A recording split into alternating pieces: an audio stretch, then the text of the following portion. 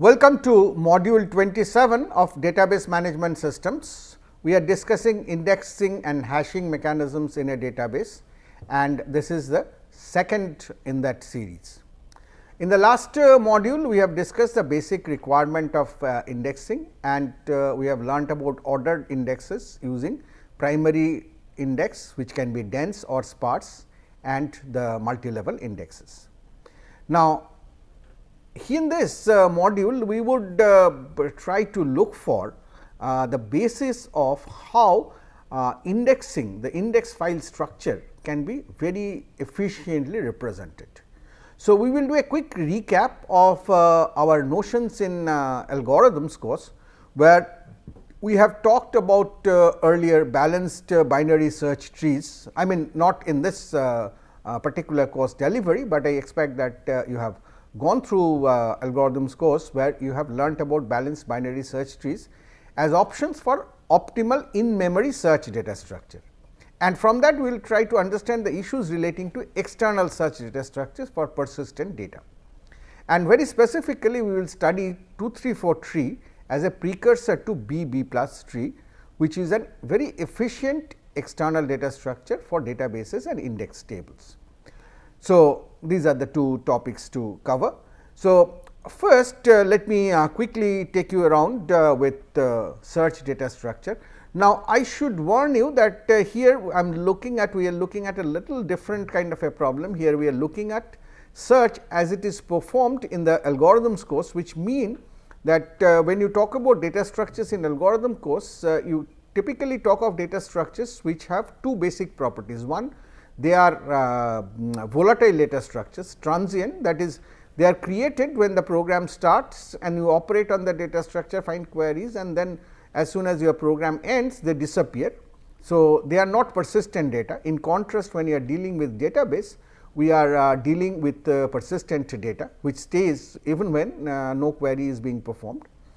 And the second, which is a consequence of the first, is the data structures that we have studied in algorithms work in memory. So, they work in a small limited space and they could be volatile, whereas the database, the data structure required for databases has to reside in the disk. So, we have seen the trade off between the on the storage hierarchy between memory and disk and other layers. So, they will be brought to memory and then certain operations done and then possibly written back and so on. So, there is a similarity in terms of the strategies, but there is a very significant difference in that because of the persistency, the data structures that are used in the database application, in the persistent data application, has to work with a very different kind of cost. So, when we talk about cost of an algorithm, say a search algorithm, we will say that a search algorithm or a sort algorithm has a certain complexity. So, the merge sort has complexity order n log n, and what it actually means is a number of comparisons you can estimate to do it in sorting n numbers is approximately n times log n. But when we talk about external data structure or disk based data structure, then your cost may often not be the operations in the CPU like comparison or addition or assignment. Your cost will shift to actually the number of disk accesses, the page accesses that you have to do, because as you have already noted that the cost of a disk access is much larger, a couple of orders larger compared to the basic cost of different processor operations. So, I will start with this in this module. I will start talking about data structures which we have found to be efficient in memory, and then we will migrate to seeing how they can be used with simple extension in the as external data structures as well. So, what we have if we have given to search a key in a list of n data items, what are the different choices? I could make use of a linear search. Either the items could be in an array, ordered or unordered in an array, or they could be on a list, either ordered or unordered. I can search that list sequentially and find the data item. So, I have just shown an example here. There is a couple of data items given in that array. I am trying to find 28. There are 16 comparisons that I need to do, and we all know that we can do much better if we keep these items sorted in terms of in an increasing order or say decreasing order, here it is increasing order, and then we can do a binary search, divide and conquer, and I can find the same value 28 now in just 4 comparisons. And from that we have come to the also know that this whole binary search order can be easily represented in terms of a binary tree structure called the binary search tree. So, if we compare worst case time, here again here please keep in mind that we are talking about in memory data structure. So, here the time is primarily that of comparison. So, if you look at the different data structure like unordered array, unordered list and ordered list and binary search tree, and if you check the complexity of the 3 basic operations which we will need in a database application, that is search, insert and delete, you can find that the search usually is order n unless you have a ordered array. I mean between array and list the search is order n unless you have an ordered array and you can do a binary search. The insert, the time that I show for insert or for delete is usually order 1, because when I say insert is order 1, what it means is that after I have been able to search an item which I need to insert, after I have been able to find its position, what is the additional time that you need to actually insert that item. So, that insert cost is often for unordered array and any kind of list is order 1, because you can just manipulate a couple of pointers and insert that. But if you are using an ordered array to make your search efficient, then to insert you need a order n insertion, because at the right place you need to move the elements to the right to make the space for the new element, because you need to maintain the ordering that the elements have. So, kind of we find that between the array and the list there is kind of a trade off in terms of if you want to make search better, you have ordered array and that degrades the insert delete complexity and vice versa. So, to take the benefit of both the binary search tree is devised where you expect that the search will take the worst case order h cost, which h is the height of the tree, because that is the maximum number of comparisons that you will need to reach that leaf node. And a BST binary search tree, if it is balanced, then h would be of the order of log n, and this is what we desire. So, if we look at BST is balanced, h is of the order of log n. I am not going into the theory of proving why balancing means h is of the order of log n or how this order of log n comes. If you have doubts, please refer to your algorithms book, you will find plenty of that. Now, that naturally, now if in the data structure, if I am regularly inserting and deleting data, then it is not guaranteed that it will remain balanced. It might for example, if I am inserting the data in a say in increasing order in a binary search tree, then every time the insertion will happen on the rightmost node, and if it, so that will mean that I will have along the rightmost node I will have a long chain, and therefore, it will become like a linear list, and therefore, any search in that will not remain optimal, it will take order in time. So, there are different strategies that you have studied in terms of balancing. Just to remind you, there are strategies which give you the best possible worst case time of log n, which is the famous AVL tree. There are randomized strategies in terms of randomized BST, skip list. There are amortized strategies which say that I do not really care about what happens with a particular insertion, search or deletion, but what I care is if I have done a large number of insert, delete, search operations on the array, then on the average what it should be balanced, on the average it should be of order log n. So, we have seen all of these different strategies, and so in an order, in an attempt to generalize them for external data structure, we note that these are typically good for in memory operations. These are good, work well when you deal with a small volume of data. I mean, you may be, that may still be large, but it is small in the sense that the whole data fits into the memory and you can manipulate, massage the whole data in memory. And of course, all these many of these algorithms, particularly the AVL tree and quite a bit of the randomized BST, have complex rotation operations that need to be performed. or different random generators need to be involved in the randomized BST or skip list.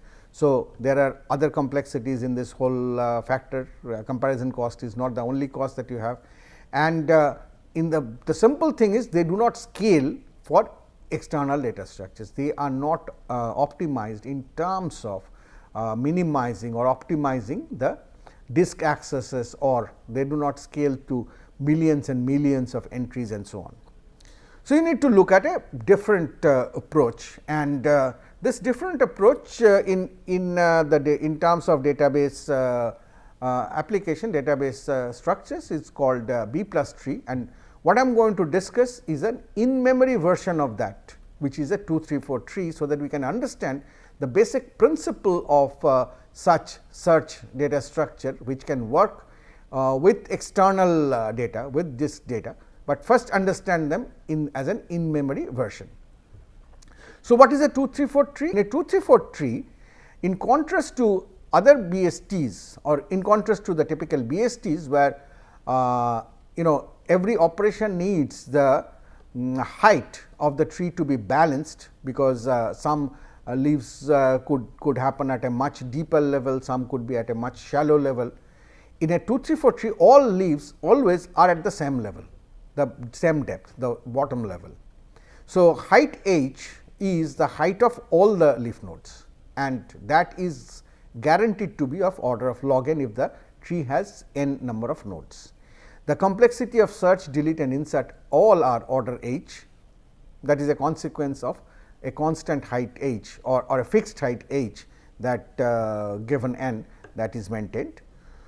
All data are kept in a sorted order. So, if you do a in order traversal of the tree, you will get the data in the sorted order, but the difference is, in contrast to the BST where every node is a binary node, keeps one key and has 2 children. Here every node, either a leaf node or an internal node, every node is one of the 3 types. It can either be a 2 node or a 3 node or a 4 node. A 2 node holds 1 data, 3 node holds 2 data, and 4 node holds 3 data. And they give the name, get the name 2 node, 3 node and 4 node based on the number of children that they can have. The 2 node can have 2 children, 3 node 3 children and 4 node 4 children. They can generalize easily to larger nodes, which can have a large number of different types of nodes, and it extends very naturally to external data structure. So, that is the basic about the 2, 3, 4 tree. So, let us just go through it in a little bit more detail. It uses 3 kinds of node, as I have said, and now let me just show you. So, if we are talking about a 2 node, so this is a 2 node. So, there is one data item S, and all search keys which are less than S are on this side, all search keys which are on greater than S are on this side. We are just for the simplicity of discussion, we are assuming that all keys in this data structure are unique. So, there is no repeated keys, the repeated keys can be handled in a very easy manner. So, this is one type of node. A second type of node is a 3 node, which must contain 2 data items S, we are calling it S and L, and 3 links. The first is less than S, the last is greater than L, and the middle is greater than S, but less than L. So, which means actually what we enforce in terms of the 2 keys that exist at the node, S must be less than L. So, values less than L go on one link, values between S and L go on the middle link, and values greater than L go on the third link. Similarly, if I have a 4 node, here I have 3 values where S is less than M is less than L. So, now you can understand why the acronyms S, M and L, small, medium and large. So, on the end we have 4 links. The first link gives you values less than S, second is between S and M, third between M and L, and fourth greater than L. So, these are the 3 different types of nodes that a 2, 3, 4 tree can support, and if it is a leaf node, then it can contain either 1, 2 or 3 data items. So, let us go forward. Now, to search. To search is a simple extension of BST. You know how to search in a BST.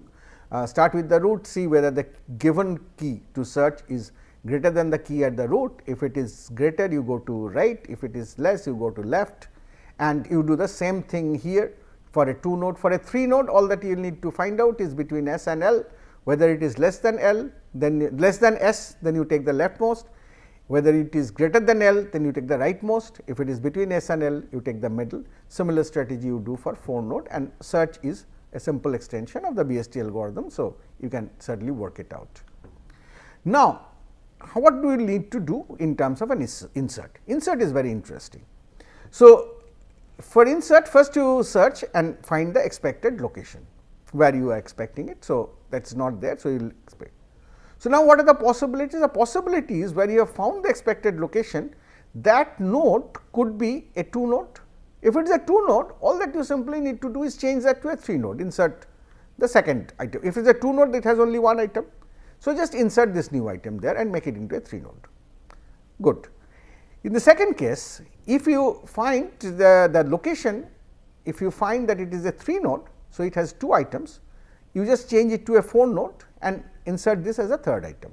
Obviously, when you insert, you will have to decide as to where you should insert. That depends on whether your given key is greater than the key that already existed or smaller than that, and so on. Now, the question is what happens when if you locate the place to be insert itself is already a 4 node. Now, naturally, you do not have anything bigger than a 4 node. So, if it is a 4 node, then all that you need is to split that node. You have to split the node. So, you have a 4 node. So, you have a 4 node. So, you have a data 1 here, you have data 2 here, you have data 3 here, and you know that your D has to get inserted in this. So, you cannot insert it by changing the node type, because it is the maximum allowed. So, all that you want to do is to change that into a different structure, and that structure is called a node splitting structure. So, we will see in the next slide as to how this is done, and we will see how different splitting sequence can happen, and what will happen when a 4 node will split when it was a root or the different kinds of parents that it has. Let us just go there. So, what we are saying is suppose you have a 4 node which is a root.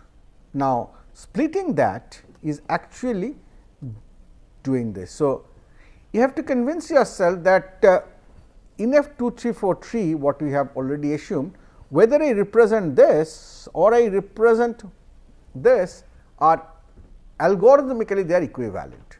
So, a single root 4 node and such a structure of your 3 2 nodes are equivalent. Why is it so?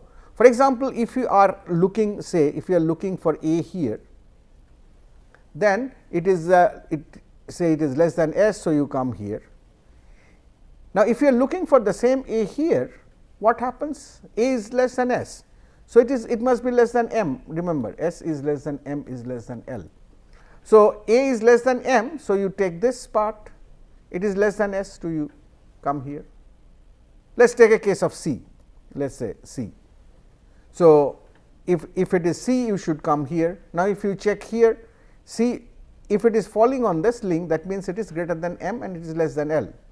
So, it is greater than M, you come here, it is less than L, so you come here. So, you reach the same link. So, you can see that actually a 2 3 4 tree is not a unique representation. Depending on the requirement, I can replace 4 nodes in terms of other 2 nodes and actually create a new tree configuration. So, if it is at the root, I can get rid of a 4 node and replace it by this equivalent tree. Now, suppose the 4 node is not at the root, it is somewhere else. So, what are the possibilities? If it is not at the root, it must have a parent. Now, the parent could be a 2 node. So, if it is a 2 node, then these are the 2 possibilities. If it is a 2 node, then so this is a parent node which is a 2 node. So, then the 4 node could be a left child of that, or it could be a right child of that. If it is a left child, then we will split, take the middle item and insert it in the parent. and by that process the parent becomes a 3 node from a 2 node, and make these become 2 different 2 nodes. Again, the way I was just explaining in the previous slide, you can convince yourself that these structures are equivalent. For example, if I am looking for D, let us say, if I am looking for D in this tree. So, if I am looking for D, that is greater than L. So, how do I arrive here? Now, since this is the left child, so it must be less than P, otherwise it could not have occurred on this side. So, it is less than P. So, D is less than P, D is greater than L. So, given that if I search for the D here, so it is less than P, and since it is I also have from this the D is greater than M, otherwise it would not have come to this third link, this fourth link, it would have been elsewhere. So, I know that D is greater than M, so and it is less than P. So, if I combine these two, then D has to go on this middle link, because it is greater than M and less than P, and then I have it is greater than L. So, it has to be on the right. So, it comes to the right position. So, in this way you can convince yourself in every such case that if the parent is a 2 node, then you can equivalently split the 4 node and make an insertion in the parent 2 node, convert it into 3 node and get rid of the 4 node altogether. That leaves us with one other case, which is if the parent is a 3 node. Naturally, if it's the parent is a 3 node, then there are 3 possibilities now, because your 4 node could be a left child, a middle child or a right child, and in every case you do the same thing, you split the 4 node, take the middle item, put it to the parent. So, parent converts from 3 node to 4 node now, and your rest of the split and pointer adjustments are done, so that you get rid of this. So, what happens in this process, unlike the earlier ones, here you do not get rid of the 4 nodes altogether, because in replacing one 4 node you are creating another 4 node, but in the process what is happening, the 4 node is moving up, it is going one level up. So, again what we will do is in recursively the new parent 4 node parent will again be split, and as you split, if it is its parent, that is parent of the parent, if that parent is also a 3 node, then that will become a 4 node. This will continue till your root becomes a 4 node, and we know that when root becomes a 4 node, I can always change it to a configuration of 3 2 nodes. So, in this process, as we have shown that we can actually get rid of the 4 nodes in the whole of the 2 3 4 tree when it is required. So, the basic strategy is very simple, that we will keep on constructing the 2 3 4 tree, and whenever we come across a 4 node for the first time, we will split that and rearrange, so that you can get rid of it. So, here what I show you is basically an insert sequence over the next couple of slides, which is trying to insert the data in this following order, starting with an empty 2 3 4 tree. So, we first insert 10. So, you get this, then you insert 30, that is here. So, 2 node becomes. So, here the convention that I am following is blue is a 2 node, green is a 3 node, and red is a 4 node. So, then you insert 60, it becomes a 4 node, and as soon as it becomes a 4 node, the next element to be entered is 20, but before that this 4 node will have to be split, and this is the case of splitting at the root, because this has no child yet. So, you split and you get the middle moves to the top here as 30, then you have 2 children 10 and 60, and after the splitting you move on to actually inserting the intended 20 into it. So, 20 gets inserted on this side, 20 is inserted on this side because it is smaller than this and comes here. So, this 2 node becomes a 3 node, then you insert 50 which goes on this side, and gets inserted here. So, your insertion continues. Your next to insert is 40 which gets inserted here, it becomes a 4 node, and as soon as it becomes a 4 node, and before the next insertion of 70 can happen, you need to do a split. So, you do a split. If you do a split, then your 50 moves to the parent, this becomes a 3 node now, and your 40 and 60 becomes 2 node children as is. So, it is the same information is represented, but now in this new 2, 3, 4 tree you do not have any phone node. So, you now can go ahead and insert 70. So, insert 70, 70 gets inserted here, the 2 node becomes a 3 node, this is done. So, then you insert 80, 80 gets inserted here, it is greater than, it comes here, and this becomes a 4 node. And so, naturally the next would be to insert 15. So, 15 goes in onto the left. So, 15 has come in here, which becomes a 4 node, and the next is to insert 90. So, which has to get inserted here, it should have got inserted here. So, this is already a 4 node. So, you need to split. So, you split, and as you split you get 40, 40 was already there, you get 60 and 80, and the 70 that existed in the middle goes to the root, and your root becomes a 4 node.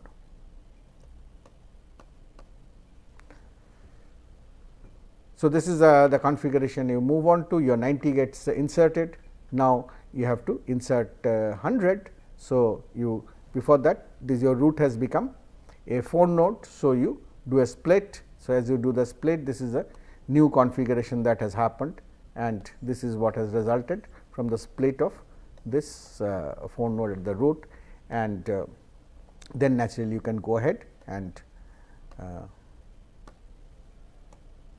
insert 100, and 100 is now inserted here. You could do adjustments of changing this this 4 node into by splitting it and moving it onwards. I have not shown that, but if you now go back, if you just now go back on these this whole process, and you will see that specifically that we claim that all leaf nodes would be in the same level. So, you can see that initial 3 trees all are at the same level, their leaf and their level 0, and then when you have had a split, then the leaf nodes 10 and 60 are both at level 1. So, you can see that when actually you split at the root, you add 1 level to all the leaf nodes, and that is the only time your height changes. So, beyond that you will look at this, the level has not changed, I am going to the next, the level has not changed, it remains to be height 1, level does not change, height 1 does not change till the left here. And then we have a case again of splitting a 4 node at the root, when the 1 level has been added to all the. So, all the leaf nodes were at level 1, now all of them are at level 2. So, in a 2, 3, 4 tree you achieve this invariance of all leaf nodes being at the same level by maintaining that the only time the height changes is when you split a 4 node at the root and add 1 level uniformly to all of them.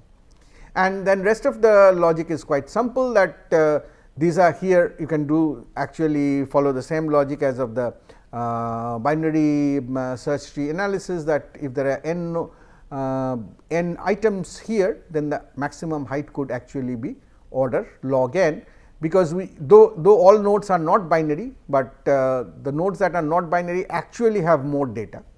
So, they will be the height will always be log n or less than that. Of course, there is an issue of concluding the complexity, because now you will argue that there are 3 nodes or 4 nodes where more than one comparison is required to decide about the node. But the counter argument to that is, even if that be the case, even if you have along the path of the tree from the root to any leaf node, even if all of the nodes are of R4 node, that cannot happen, as you have seen, because you will keep on splitting and distributing that. But if all of them are or 4 nodes also, then what you will add is simply a factor of 3, 2 rather additional with the log n, and the overall complexity remains to be log n. Now, if you have to delete, you have to do very similar operations. I have not shown the details, but you look at the node and then actually find the in order successor for that and swap it with the item, and then you can do the other arrangements of collapsing the nodes. As we have done the splitting of nodes, now we have to do the collapsing of nodes following the same reverse structure. I will leave that as an exercise to you, just work it out at home. So, if we look at the 2, 3, 4 tree, and this is a time to justify why we are doing this. All leaves are the same depth, which is a great advantage. The height is order log n always. Complexity of search, insert, delete, all are order log n. All data are kept in sorted order. It generalizes easily to larger nodes and extends to external data structures. So, what do you mean by larger nodes? Let us look at that a little bit. Before that, of course, 2, 3, 4 tree has a major disadvantage compared to binary search trees of the other kinds, because it uses a variety of node types. So, when you change from a say 2 node to a 3 node, you actually, if you think in programming terms, you have a lot of additional cost, because you need to destruct the 2 node and create a 3 node. If you split a 4 node and create 3 2 nodes as required, then you have to destruct the 4 node and create 3 2 nodes. So, there are a lot of overheads in terms of that. So, what if we just simplify that process, and if we assume that there is only one node type which has enough space for 3 items and 4 links, and we do not have 2, we functionally there will be 2 node, 3 node, 4 node, but physically let them be the same type of node. So, any internal node can have what is the specification. So, they are the same type. Any internal node has 2 to 4 children, and a leaf node has 1 to 3 items. That is what all that we are saying. So, by doing this, we will waste some space, but we have several advantages, particularly when you look at this for external data structure. So, what will happen is, if I can think about 2, 3, 4 tree in that manner, then I can obviously generalize that it is not necessary that I will have to restrict myself at 4 links, 4 children. I can do more than that. So, in general, I can say that a node has n children, and it is each node is not a leaf, not a root or a leaf, will have between n by 2 and n children. So, put n as 4, you will find that it becomes 2, 3, 4 tree. And a leaf node will have n minus 1 by 2, which is 1, and for n of n being 4, and n minus 1 or 3 values, which is what do we have. So, if we just generalize from 2, 3, 4 to n by 2 to n, and have a container, have a node container which can have either n by 2 or n by 2 plus 1 or n by 2 plus 2 or maximum up to n minus 1 data items and corresponding number of children, then we will be very easily be able to arrange for a similar data structure, which will have all the nodes, all the leaf nodes at the same level. And so, this is the structure which is which extends very easily, and this is the fundamental structure of what we say is a B tree or a B plus tree. We will see the differences shortly, but this is a basic notion, and the strategies of node splitting and node merging in case of deletion, and the algorithm of insertion deletion that we have discussed here will simply get generalized in case of B tree when we go to the next module. So, we have recapitulated on the balanced binary search tree, and we have introduced the notion of a 2, 3, 4 tree, which is a precursor to B plus tree, B tree, which are efficient external data structures, and will be covered in the next module.